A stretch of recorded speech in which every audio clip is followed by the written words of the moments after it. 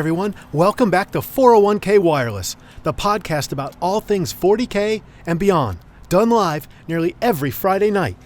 I'm your host, Dark Nebulae 15, and at my side is my co-host Chad. Hey everyone. If this is your first time tuning in, then you'll want to know that one lucky listener will be announced at our 40,000th show to win $40,000. It'll help with your 401k retirement. Yeah, it's going to be epic. So tonight's podcast marks what number episode? 86. Wow, 86 already. Yeah, totally getting there. Well, all of our subscribers are automatically entered into the free drawing, so be sure to hit the subscribe button. We figure that by the time we reach that episode, between the two of us, Chad and I should have close to those funds to spare for the prize. Yeah, and by then, with the GW annual price increase, that should totally make a really nice down payment on the Mortarian model. All right, well, let's get this show started. We'll start off with the news segment. I think the big news is that our very own Chad got his driver's license just back on Tuesday. That's right, ladies. The Chadster's got wheels. Come get some. Dude, that's going to make going to tournaments and conventions so much easier. And I'll be eligible to get my own driving permit in 4 months, so I can't wait. Copy that. Anyway, so for me, the bittersweet news was that the Tri-State 40K tournament was this past weekend. I was really looking forward to going again this year and fielding my Space Wolves, but the Little 7 Mathletes Conference fell on the same weekend, and we were favored to take first, so I had to choose reality over hobby. Rock on. So how'd it go? We placed 6th out of 7th. Harsh. Yeah, but it was like an hour and a half long bus ride each way, so I was able to get a lot done on my fan fiction. Sweetness. Yeah, but you had registered to enter the tournament too with your Blood Angels, right? Yeah, I made this totally killer army list. A real meat grinder of a beast. Everyone there was just whoa, what just hit me? Well, they would have. Of course, the day of the tournament, my dad was all like, I need help to mow the lawn. I need help to weed the garden. I need help to pave the driveway. I need help to reshingle the house. All the usual nonsense. But that list, man, had I gone, I would have dominated. Totally would have brought that prize home.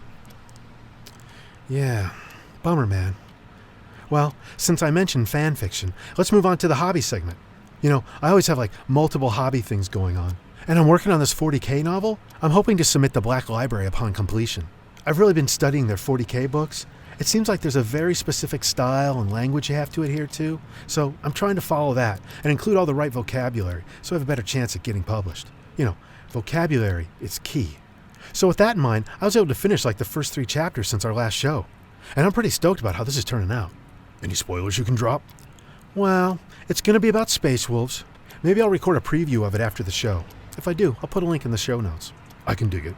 Also, long-time listeners will probably be aware that one of my pet projects is this mega opus I've been working on for the last, 5-6 months. Well, I have an update on that epic piece of fan fiction. Sock it to us. I finally have the core plot outlined, and I am happy to say that I've actually started writing specific scenes for my mega crossover graphic novel, Spider-Man vs. Skaven. And I'm really happy with the new direction I've found. I think one of the stumbling blocks I was running into before was trying to somehow have the Skaven appear in modern-day New York, but once I time-traveled Spidey back to the old world... Whoa! Yeah, everything really started to click after that, so I'm feeling pretty good about it. As well you should. Keep the updates coming. Will do. Well, I kind of know the answer to this already, but Chad, any hobby? Nope.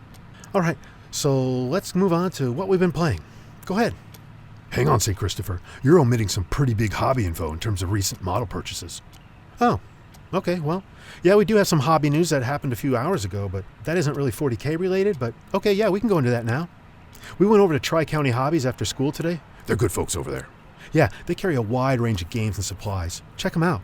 Anyway, the reason we went there instead of 40K Mart, which, as you know, is our regular hobby store and gaming HQ, and way closer, is because we finally decided to take the plunge into War Machine. 40K Mart doesn't carry War Machine, obviously. So we each picked up a starter box set. Game looks sweet. Looking forward to the tournament scene. Yeah, we've been wanting to get into this for a while now, so I got the starter faction box that I think has the coolest background and narrative possibilities in the game. I think there was a little bit more to your choice than that. No, like what? Like your YouTube crush on Miranda? What?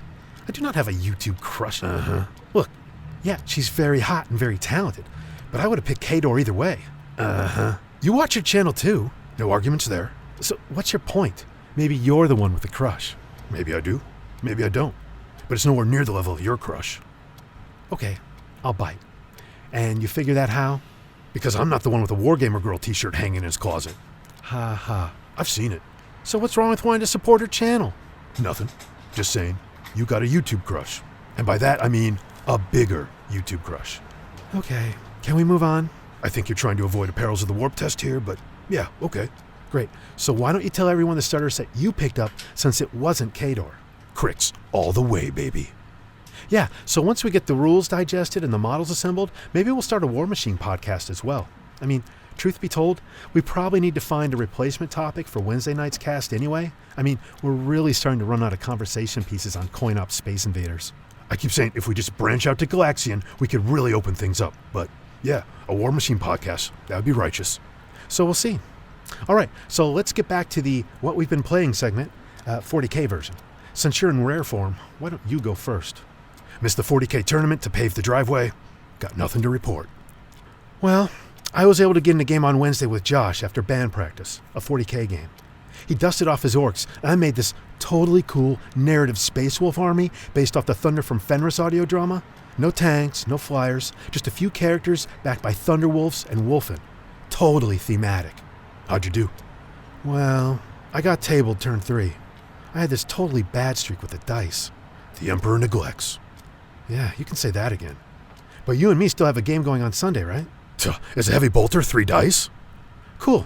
Okay, well, I think this would probably be a good time to take a quick break with a word from our sponsors. Gotta pay the bills. This portion of 401k Wireless is brought to you by Mrs. Nussbaum's Cookies. There is nothing more yummy in your tummy than Mrs. Nussbaum's cookies. Trust me, I know. I've eaten a lot of them. Her cookie gift baskets make for the perfect finishing touches to any occasion, and her variety of favorite flavors ensures everyone will have something to smile about. Her secret recipe specialties include chocolate chip, peanut butter, oatmeal raisin, macadamia nut, my favorite, snickerdoodle, and buttered toffee. And for every 12 cookies you purchase, she will throw in a 13th one for free. That's what we call a baker's dozen.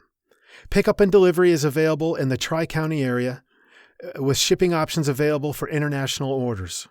Contact this podcast for a full catering menu and gift wrapping options. Mrs. Nussbaum's Cookies. Order yours now, because there's always room for dessert.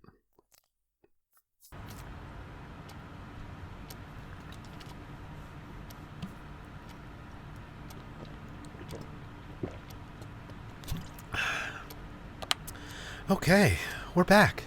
Let me put my water bottle down.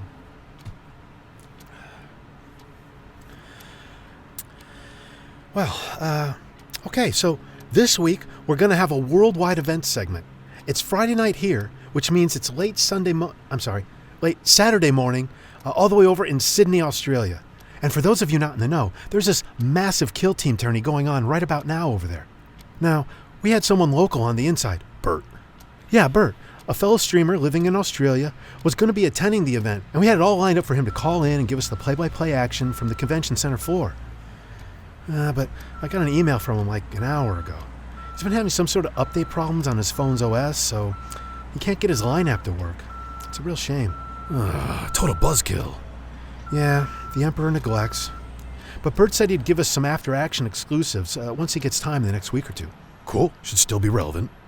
Anyway, so with a little last-minute finagling, I was able to summon up a replacement correspondent that could join us. He's been on the show before. He's our good podcast friend Theodore from Tucson, Arizona. Let me see if I can patch him in. Theodore, can you hear us? Theodore.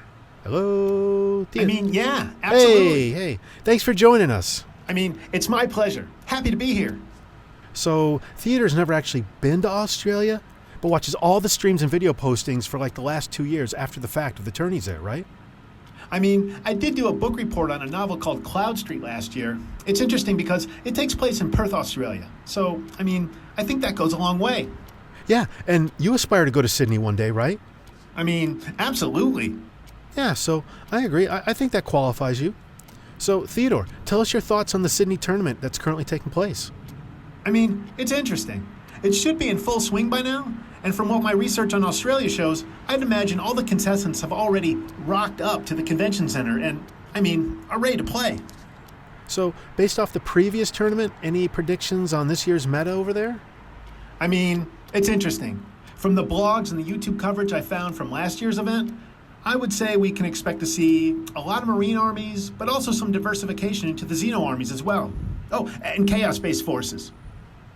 Uh-huh. Are there any live streams you found that maybe you can give us some insight from, other than just tournaments from previous years? I mean, no, not really. Okay. Well, hey, thanks for dropping in on us. And we should remind all of our listeners to catch your monthly podcast, Theodore Talks Tau. I like me some Triple T.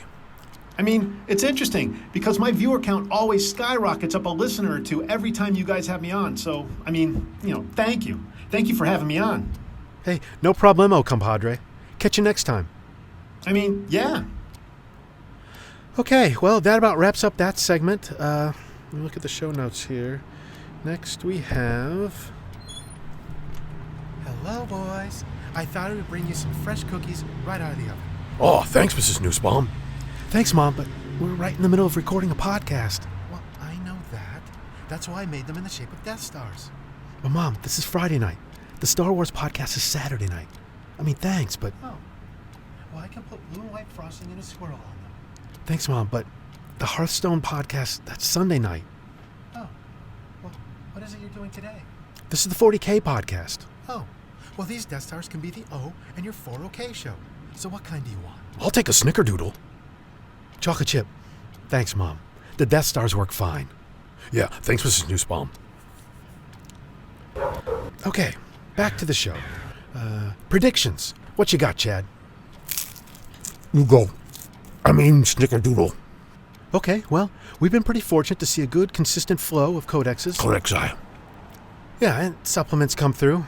And with that, I'm going to predict that within the next 3 months... No, within the next 1 month, the 40K squad army will not be released. Seems pretty solid. Your mom makes a mean snickerdoodle. So, I don't know that I'm going to go out on as big of a limb as you are, but I'm going to say that the top placing armies in this year's Grand Tournament will be Imperium-based. So we're talking Marines, Guard, Sisters, Mechanicum, Death Watch, Grey Knights, Imperial Knights, Inquisition, Assassins, and Custodes. Also, because I'm going with Imperial-based and not strictly Loyalist, you can also throw in there Chaos Marines, Traitor Guard, and Heretic Road Trader factions as well. I like that prediction, but I'm not the gambler you are, so I'll wait until we get closer to the tournament to kind of figure out what the meta is. Of course, no one really knows the answer to any of these things because it's just all speculative from, people not really involved directly in with the company. So, we can just pretty much say anything we like as long as we follow it up with a disclaimer that only GW knows for sure and we don't know. And, which is why it's just fun to talk endlessly about what we don't really know. Is a plasma pistol AP -3? All right, so finally, we did get some listener emails this week. So I haven't had a chance to review them, but Chad, could you grab them off the printer? Will do. All right, thanks. It looks like we have 2 questions this week. The first one is, hey guys, hope all is well. Love the show. Oh, thank you. Question for you. With the unprecedented emergence of professional painting services overwhelmingly and substantially flourishing beyond their own carbon footprint when it comes to the amount of plastic crack they are introducing to the end-user market niche, only to be pushed askewed by the manufacture of alternative third-party and first-party lateral platforms such as the new hotness of contrast paints, not to mention the proliferation of airbrush innovations and the technical achievements as a result of long hours saved by many months' practice, coalescing with the deepening of color palette choices and the variants contained inherently outside of the normal world of aerosol spray paints. Could you briefly discuss and expand upon what some hobby enthusiasts are heralding as the abandonment of the modern color wheel as we know it for options far more conducive to contemporary taste and academic hyperrealism, especially in the realm of light sourcing and non-metallic metals, juxtaposed against the conventional thinking behind the use of a foundation of white or black primer before even getting a paintbrush in hand? Look forward to your thoughts. Fred. I like me some black primer. Spray. Yeah, I'm big on Black Primer too. Okay, second email asks, when are you nerds going to stop playing with your little dolls and get some... Mom! Sarah's sending emails to the show again. Your sister's a real harpy. Yeah, but I'll get her back. I figure out the passcode on her phone, so when she's sleeping or in the shower, I'll just go in, change the code, and watch her freak out when, like, her code no longer works. Whoa, I am glad I'm an only child. Okay, so I think that about wraps up this evening's show, guys. Thanks for joining us, as always. Yeah, we do this for you. And remember, blessed is the mind too small for doubt. Hey, did I tell you I ran to Dottie Peterson today in the hall? You did? Yeah, and she's all like, I don't know why you bothered asking Lisa out. What, just because you can drive a car now, you think suddenly girls are interested in you? And I'm like, does a las cannon have a 48-inch range? She just stood there with this stupid, confused look on her face. Couldn't even come up with a comeback. Wow. Yeah, I totally showed her the meaning of badass. Hey, look at your monitor. Are we still on the air? Huh? Oh, crap.